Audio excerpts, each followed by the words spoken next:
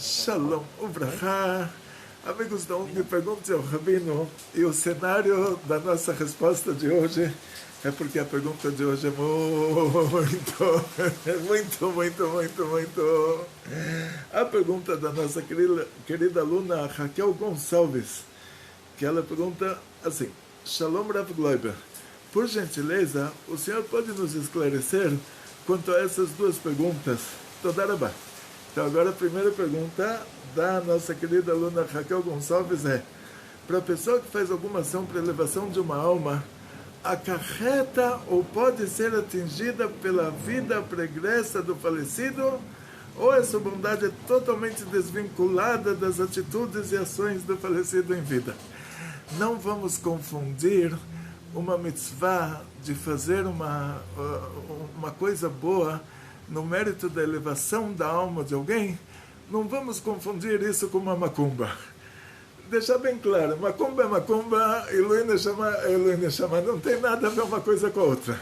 Então, imagina uma macumba, a pessoa vai lá, leva uma farofa, uma galinha preta, uma garrafa de pinga, lá para o demônio que está rodando por lá, coloca numa encruzilhada e fala: olha, agora que eu te dei isso, agora temos uma cumplicidade, agora você me ajuda.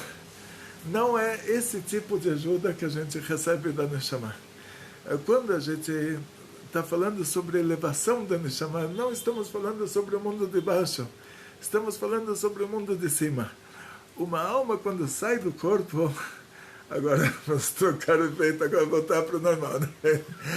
Vocês têm que ver depois, fez um efeito macabro, mas agora voltamos para o normal.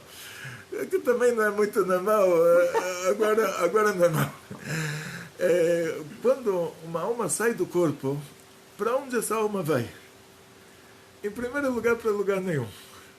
Ou seja, diz o Zohar que a alma, ela levou um choque. Ela vai e olha para o túmulo dela, onde está o corpo dela. Imagina a pessoa, o carro dele quebrou no meio da estrada. Aí fundiu o motor do carro no meio da estrada. Aí ele desce, ele olha para o carro, o motor fundido. Coitado, o que ele vai fazer? Então diz o Zohar, a alma olha para o corpo dela enterrado. Ela volta para casa onde ela estava, ela não tem como interagir, ela não tem como mover nada lá, porque até o anjo, como estudamos, o anjo do Esav, o Satã, hoje inclusive alguém me falou uma coisa muito interessante. Yaakov, ele segurou um anjo do Esav, e ele falou para o anjo: não te deixa subir para o céu. O anjo tinha que falar Shirah, cada anjo tem uma função de falar um cântico, e o anjo tinha que subir. Ele falou: não te deixa subir enquanto você não me der uma brachá, não me abençoar. O que quer dizer abençoar? Não é que o anjo vai dar uma benção para ele, quer dizer, Yaakov tinha recebido do pai dele uma brachá.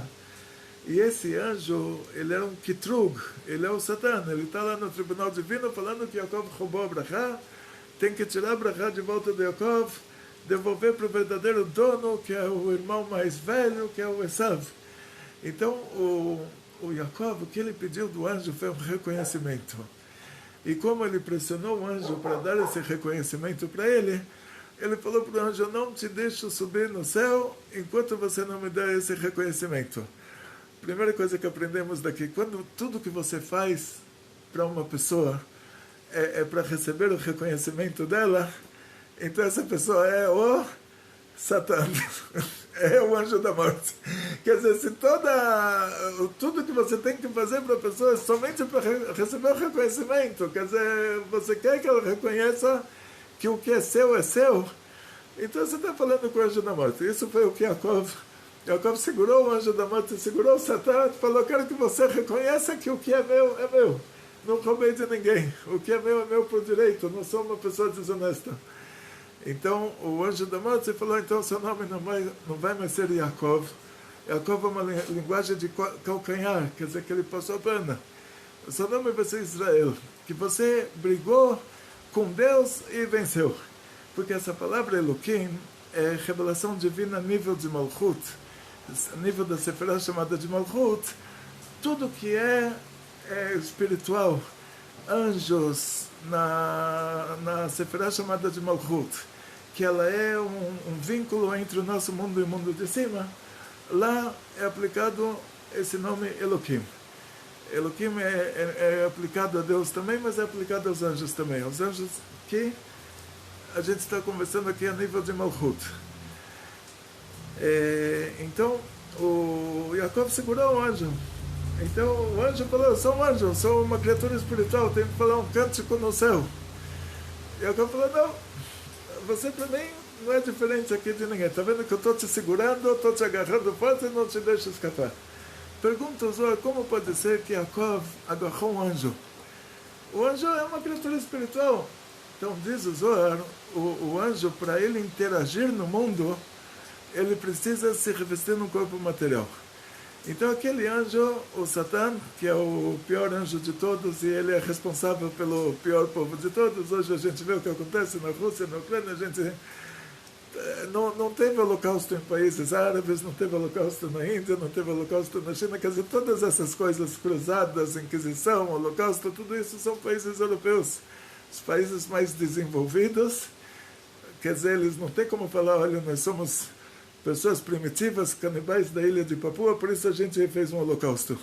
Não, vocês fizeram holocausto, vocês estudaram na universidade, tudo aquilo foi planejado, foi coisa de alta classe. Então os povos europeus, eles têm, diz o Dom Yitzhak Abravanel, todos os portugueses, espanhóis, todos os povos europeus, eles são os descendentes do Esav.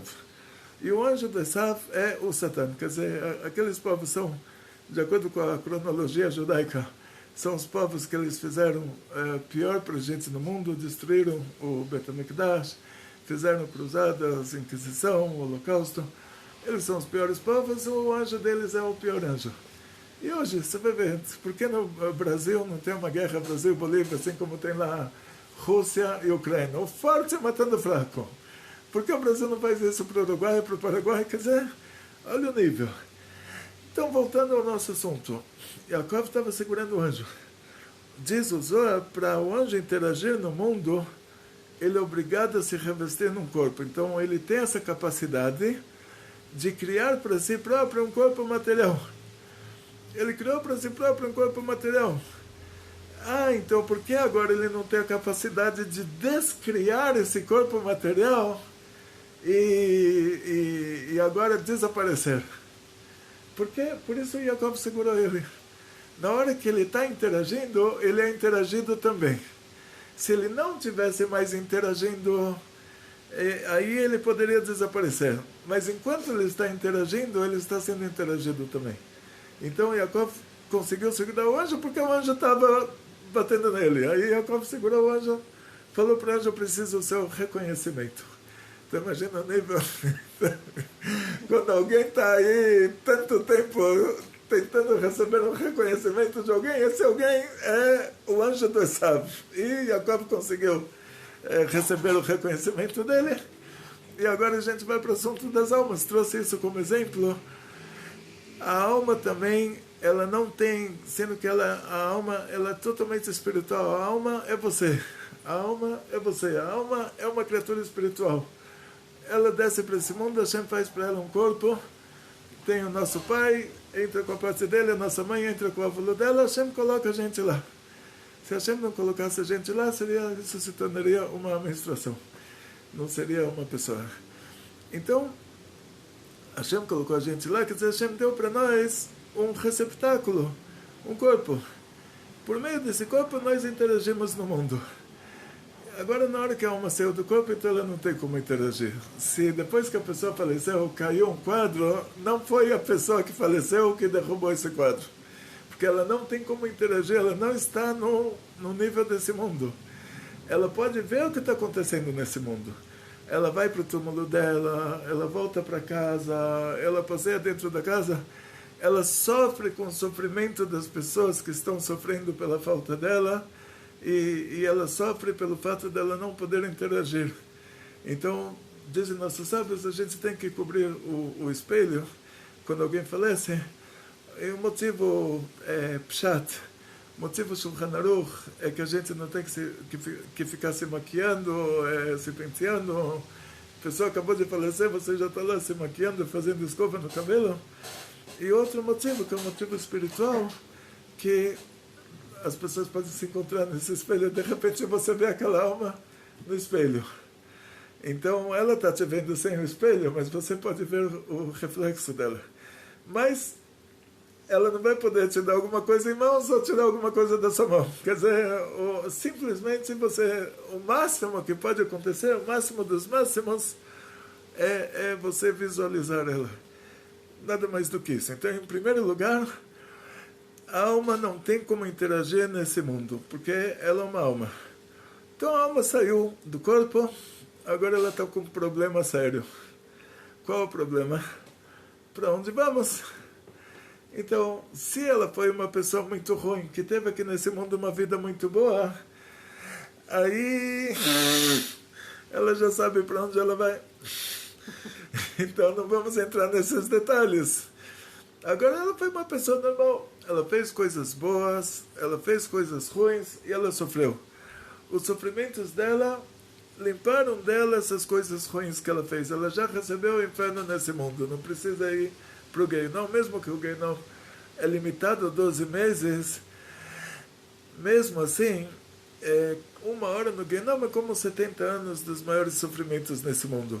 Então, se a pessoa pegou uma pena do Tribunal Divino de passar uma hora no inferno, já não vale a pena. É melhor sofrer 50 anos nesse mundo do que uma hora lá.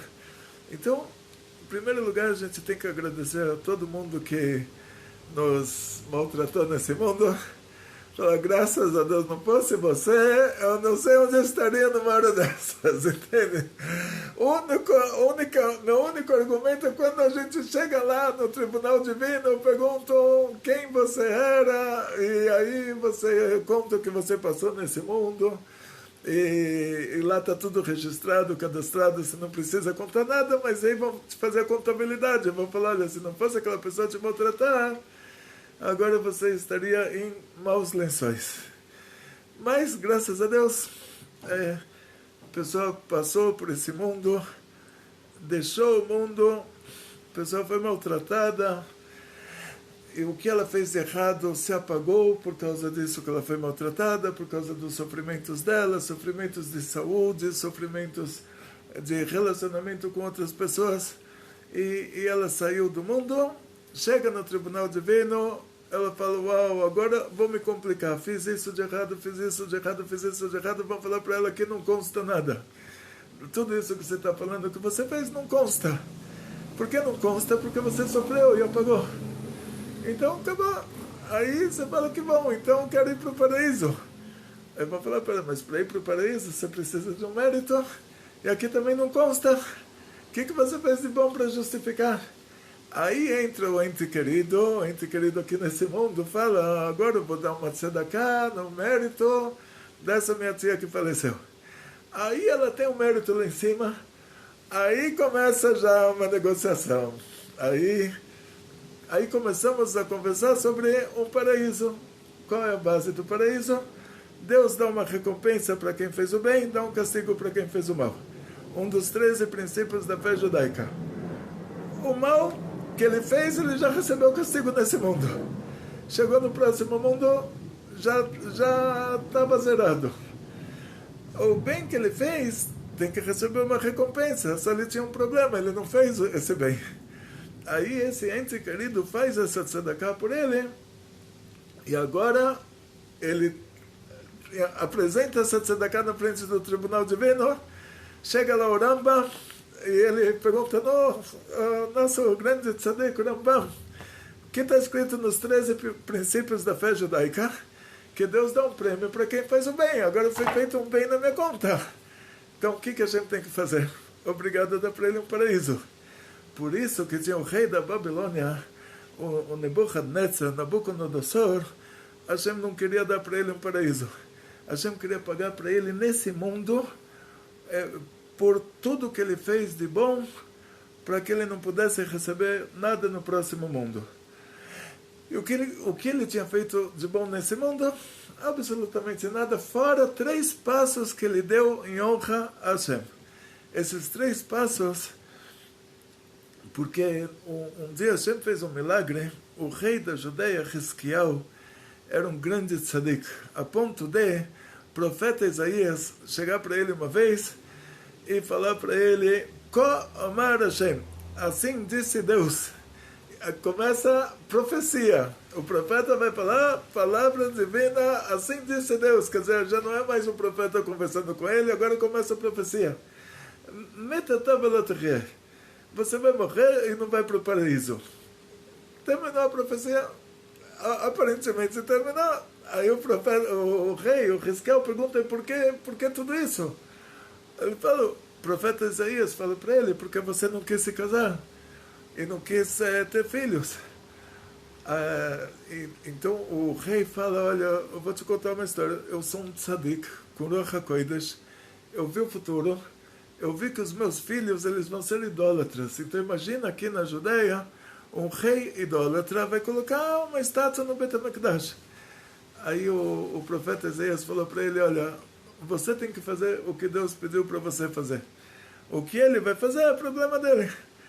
Então o rei Hizkiyahu falou para o profeta Isaías, então vamos fazer assim, tentar melhorar essa situação. Eu não casei, você tem uma filha. O seu mérito e o meu mérito, eu me caso com a sua filha, eu vou ter um filho que não vai ser idólatra. Aí o profeta Isaías falou para ele, olha, desculpa, já está decretado para você que você vai morrer, não quero que a minha filha seja viúva, não concordo com esse casamento. Aí o rei falou para ele,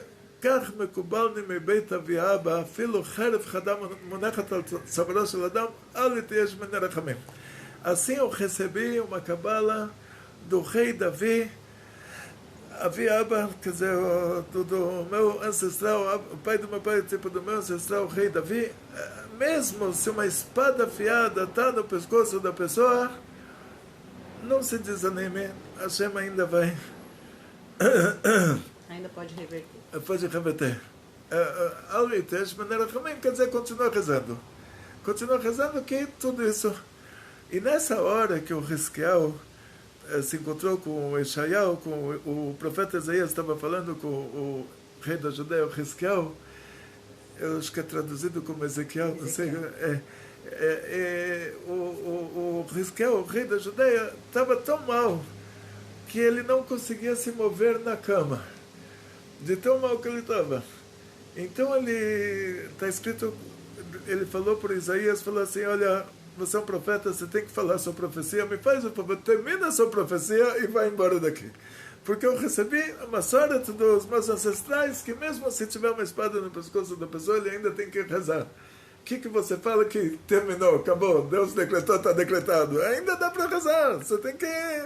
Ter fé. Ter fé. O que é isso? Você é um profeta, tem que ter um pouquinho de fé. Aí o Isaías saiu, diz a Gemara, o Hizkiyahu, duas opiniões, ou ele conseguiu se virar para o lado da parede, ou ele rezou das paredes do coração.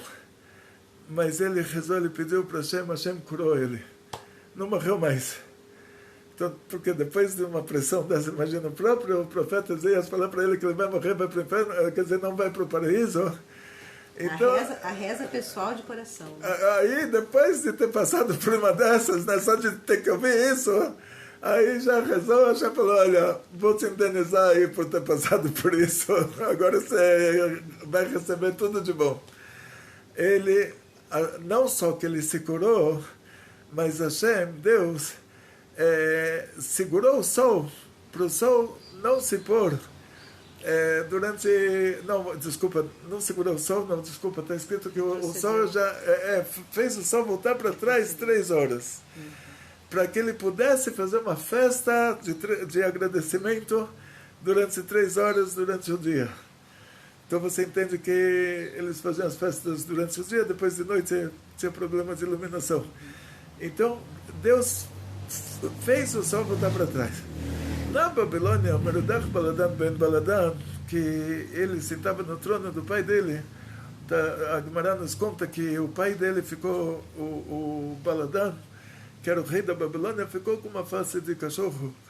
E o Merodach Baladan ben Baladan, que era o filho dele, então sentava no trono dele. e de repente todo mundo vê, a Babilônia era Estados Unidos da época, todo mundo vê que o sol volta para trás.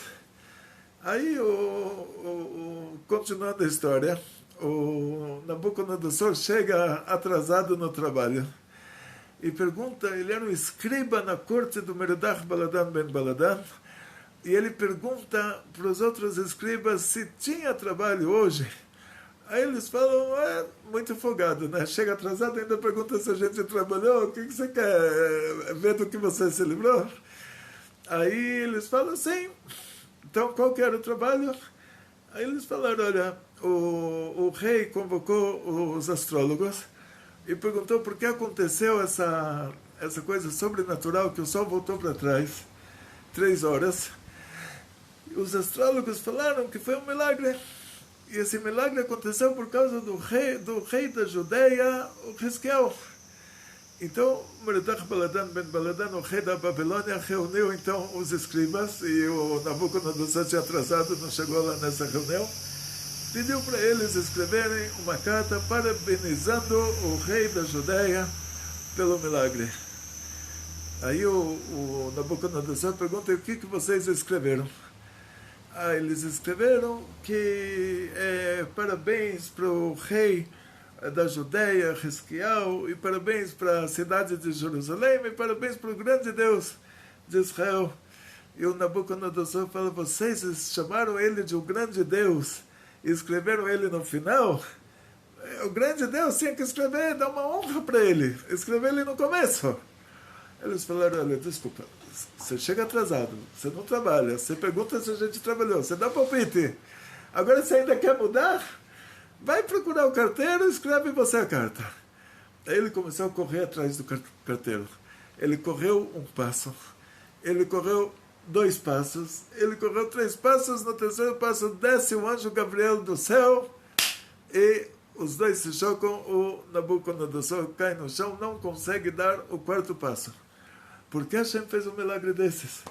Porque esses 3 passos em honra a Hashem era a única coisa que esse rei tinha feito de bom na vida. Ele não era o rei, ele era o escriba. E tinha lá o rei, Merodach Baladan ben Baladan.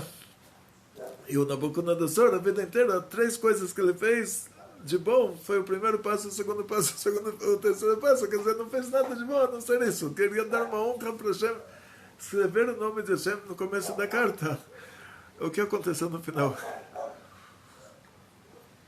Para pagar para ele por 1 passo que ele deu, pagar nesse mundo, Hashem tinha que fazer dele o rei mais rico do mundo. Aí o Nabucodonosor se tornou o rei da Babilônia, e o rei da Babilônia mais rico de todos os reis da Babilônia. Os paralelepípedos da Babilônia estava escrito de Basra, que era a capital da Babilônia, estava escrito Nabucodonosor, Nebuchadnezzar Melech Babel. Nabucodonosor, rei da Babilônia, sou eu. Eram paralelepípedos de ouro. E de ouro, escritos, Nabucodonosor, rei da Babilônia, sou eu. Imagina, ele ficou o rei mais rico do mundo. Isso foi o pagamento nesse mundo aqui pelo 1º passo. Aí pelo 2º passo, já não tinha como pagar. Então, o filho dele se tornou o rei mais rico do mundo. Pelo 3º passo, não tinha como pagar. Mas aí o neto dele se tornou o rei mais rico do mundo. Porque o pai, quando o filho tem sucesso, o pai sente que isso é dele. Quando o neto tem sucesso, o avô sente que isso é dele. Mas o bisneto já é muita distância. Então já não tinha como pagar pelo 4º passo, por isso Hashem mandou o anjo Gabriel para ele em 3 passos. Ou seja, vemos daqui que Deus me livre. Imagina, você vai daqui para a sinagoga 3,5 km, é mais do que 3 passos. Então, a gente está garantido em relação na hora que a alma sai do corpo, a gente fez alguma coisa de bom. Já dá para garantir o paraíso. Agora tem gente que chega lá no paraíso e fala, mas eu queria um paraíso maior. 1 hora no baixo paraíso, como 70 anos dos maiores prazeres aqui nesse mundo. uma hora no alto paraíso é como 70 anos dos maiores prazeres no baixo paraíso. Mas cada um desses paraísos, ele tem níveis e níveis. Tipo, tem milhares de níveis. Então a pessoa chegou no nível máximo dele lá. Eu falo, tudo que eu fiz de bom, nível máximo está aqui. De repente, ele recebe um comunicado, o seu parente querido fez uma mitzvah no seu mérito. Aí você ganhou agora uma subida, a subida dos seus sonhos. E por isso a gente costuma fazer coisas no mérito da alma do falecido. E a pergunta da Raquel, e se esse falecido ele tinha uma vida, Deus me livre, ele se comportou errado, será que nós, na hora que fazemos para ele um favor, será que é como ajudar um bandido na rua, que aí vocês se tornam amigos, aí Deus me livre, ele vem te visitar depois? Então, não é assim. Não é assim. Não, aqui não é macumba, não é na macumba lá a pessoa dá uma farofa para o demônio, eles se tornam amigos. Gruda nele. Gruda nele, mas mesmo que hoje dizem que já não existe mais o Shedim. O Rambam falou que não tem mais esses maus espíritos dessa categoria chamada de Shedim. Então hoje a macumba é uma coisa estatística. Ela fala, traga o seu amor de volta, você só me paga após os resultados. 70% dos casos se resolve sozinho. Então a bruxa ela sabe que 70% do investimento ela recebe o pagamento. Mas é claro que quando você faz um favor para uma alma, você ou está salvando a alma de um sofrimento no próximo mundo, que isso é o caso que a Raquel nos conta. Tipo, a pessoa se comportou errado e está lá na porta do inferno, na porta do Gehenom, ele já está vendo o que tem lá dentro, ele fala, uau, não pode ser que eu estou na porta desse lugar. Aí ele recebe um aviso, o seu parente querido acabou de fazer uma tzedakah no seu mérito, pode voltar. Essa tzedakah já pagou o seu sofrimento, resgatou o seu sofrimento. E então esse é o contato. Quanto pior a pessoa que você está fazendo a mitzvah por ela, maior a mitzvah, porque o coitado vai sofrer menos. Quer dizer, essa pessoa que fez coisa ruim nesse mundo, em primeiro lugar, ele não está rodando por aí. Ele já foi levado para um lugar específico para quem fez coisa ruim nesse mundo. Então, sendo que ele já está lá, já vai receber, Deus me livre, tem as histórias do Onkelos. Onkelos, que ele era o sobrinho do Titus, que destruiu o Bet HaMikdash. Onkelos era o sobrinho do imperador romano. E ele, antes de se converter ao judaísmo, ele foi para uma Balat Ov, que era o centro espírita da época, e ele falou para ela, ele queria conversar com a alma do tio dele, o imperador romano, a pessoa mais rica do mundo, a pessoa que teve a melhor vida do mundo inteiro. E ela baixa a alma do Titus, ele pergunta para o Titus, o que você está passando nesse mundo? Aí o Titus fala, olha, a última coisa que eu pedi é para cremar o meu corpo, espalhar as minhas cinzas pelos 7 mares, para que o Deus de Israel não me encontre, e é isso que me fazem. Todo dia, de manhã, de tarde, de noite, eu tenho que pegar a lenha, e sou forçado aí pelos anjos da morte a pegar a lenha, e depois eles me amarram nessa lenha, me tacam fogo, eu morro queimado, e eles pegam minhas cinzas, espalham pelos 7 mares, chega ao meio-dia, me ressuscita de novo me fazem pegar lenha, de novo me amarram na lenha, fazem uma fogueira, de novo morro queimado. Isso era constante, Deus me livre. Quer dizer, imagina o sofrimento, uma pessoa uma vez na vida morreu queimado, imagina 3 vezes por dia. Então, assim, na hora que você faz uma tzedakah por um criminoso, você está fazendo o maior favor para ele. Não só que você não vai ser prejudicado por isso, mas está escrito nos livros sagrados, vai ser recompensada. Vai ser recompensada. Ou seja, assim, o mérito de salvar uma pessoa de sofrimentos, lá em cima é um mérito muito grande. O Tribunal Divino contabiliza tudo que a gente faz. Então, não precisa se preocupar, era somente essa pergunta? Não precisa se preocupar. Agora, em relação a parentes distantes, Vou contar para vocês uma história rápida. Tinha uma mulher uma vez em Jerusalém, na época dos turcos, é uma história que ficou assim mundialmente conhecida, que não aconteceu há muito tempo atrás. Os netos dessa mulher ainda contaram essa história também. Os netos dela e dele, do protagonista da história, que era um banqueiro, que existia, na época do Império Otomano, existia o Banco da Palestina, que pertencia a um judeu. Um judeu em Jerusalém, um judeu muito rico, que o pai dele foi, no passado, um judeu muito religioso, e esse filho chutou o pau da barraca. Ficou obcecado pelo dinheiro, já trabalhava 7 vezes por semana, 365 dias por ano, e não, Deus me livre, não se relacionou mais a assuntos da nossa religião judaica. E tinha uma mulher em Jerusalém, que essa mulher, ela fez um projeto que quando uma pessoa falece, Deus me livre, a pessoa pode ser levada para o Gueinom, por alguma coisa errada que ele fez, mas tem um jeito de salvar ele. Tem uma reza chamada Kadish. Então o filho fala o Kadish pelo pai, e o pai é salvo do Gueinom. O Zohar traz inúmeras histórias que o pai aparece e fala para o filho: olha, não fosse você não sabe o que eu ia estar passando agora. Então essa reza chamada Kadish é uma reza falada 3 vezes por dia, durante a reza da manhã, a reza da tarde, a reza da noite, Shacharit, Mincha e Arvit. Então um homem tem que falar essa reza, e a gente fala para cá depois quando tiver um barulho mais forte. Um homem tem que falar essa reza, mas para falar o Kadish tem que ter 10 homens juntos. Ou seja, isso é chamado de minyan. Tendo um minyan, o filho do falecido fala o Kadish. Se o falecido não teve filho, ou se o filho não quer falar o Kadish, ou se o filho mora num lugar que não tem sinagoga, ou está trabalhando no horário da reza, N motivos. E se esse homem só teve filhos mulheres? Só filhas, então ele pode pagar para alguém falar o Kadish, não tem problema. Então alguém que ficou pode pagar alguém que vai rezar na sinagoga. Sim. Então foi isso que essa senhora fez. Ela falou: eu sou mulher, eu não posso falar o Kadish.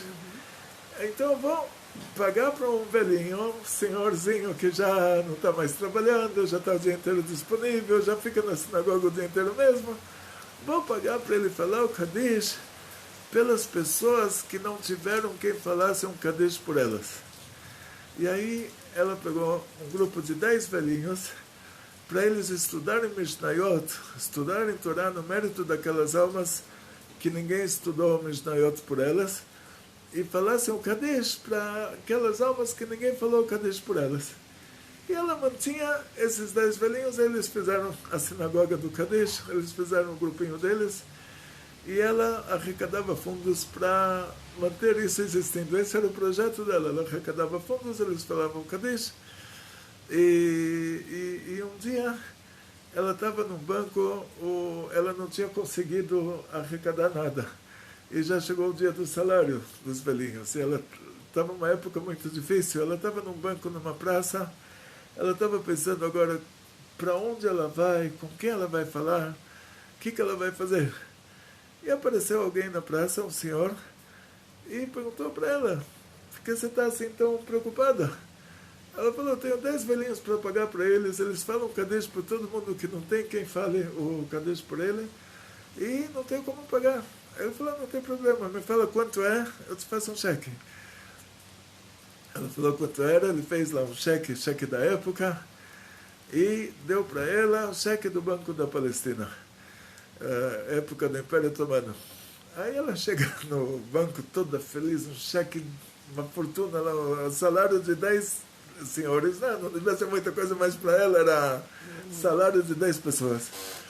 E ela vai para a secretária, a mulher da caixa olha para o cheque, olha para a assinatura, olha para a mulher, olha de novo para o cheque, olha para a mulher e fala: desculpa, vou ter que chamar o dono do banco. Eles não terão, chama o dono do banco. Eu recebi esse cheque, uma tzedakah, que é isso? Todo mundo me conhece aqui na cidade. Aí chamou o dono do banco olha para esse cheque, olha para a mulher, olha para o cheque de novo, olha para a mulher de novo. Ele pergunta para ela, quem te deu esse cheque? Aí ela fala, olha, eu estava sentada na praça, apareceu um velhinho. Enquanto ela está falando isso para ele, tinha uma foto em cima da cadeira dele.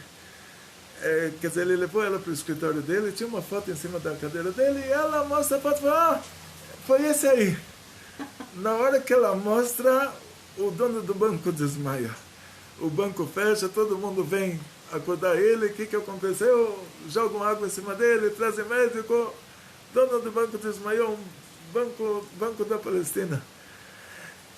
Aí ele acorda, ele fala, meu pai essa noite, ele apareceu para mim no meu sonho, ele falou, você não me falou Kadish, mas tem alguém falando Kadish por mim. E eu agora vou pagar para essa pessoa e amanhã você dá o dinheiro do cheque para ela. E ele falou, agora você chega com esse cheque, você fala, foi ele que te deu? Quer dizer, assim, só de me lembrar da história já dá, assim, de verdade, de chorar de verdade, assim, que foi uma história verídica. Então, o que acontece é que é uma mitzvah tão grande de fazer um favor para essas pessoas que faleceram, fazer alguma coisa no mérito da alma delas. É um estudo de Torá, é uma tzedakah, pessoa que ela própria não consegue estudar a Torá, então patrocina uma aula de Torá que chega, a gente está com alcance agora de milhares e milhares, assim, eu entro no canal, quase que eu tenho um desmaio, assim, a gente está com milhões de visualizações, assim, com Baruch Hashem, centenas de milhares de visualizações. Então esse é o assunto, quer dizer, não só que a pessoa fez uma tzedakah por alguém que ela não conhecia e que ela não tinha como saber se aquela pessoa precisava dela ou não, mas ainda acontece um milagre desses. Nesse caso, deixaram lá do tribunal divino, permitiram para aquela pessoa descer para esse mundo, se materializar, escrever um cheque, que esse cheque, imagina, se fossem verificar hoje o papel desse cheque, iriam falar que é material alienígena. Iriam falar que esse material não é do nosso mundo, né?